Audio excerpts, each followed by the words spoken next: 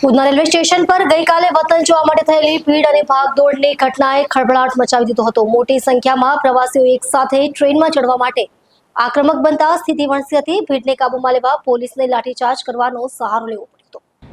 આ ઘટના બાદ રેલવેના ઉચ્ચ અધિકારીઓ તાત્કાલિક ઘટનાસ્થળે દોડી આવ્યા હતા અને પરિસ્થિતિની જાણકારી લીધી હતી।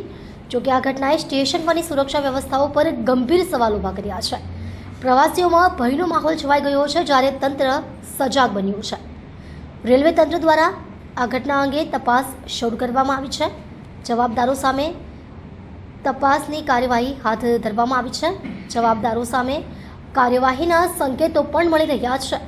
ઉધના રેલવે સ્ટેશન પર સુરક્ષા વધારી દેવામાં આવી છે અને તાકીદના પગલાં લેવાયા છે।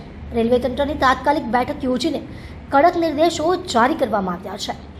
ભવિષ્યમાં આવી ઘટના ન બને તે માટે ભીડ નિયંત્રણની વ્યવસ્થા વધુ પુખ્ત કરવા હુકમ કરવામાં આવ્યો છે।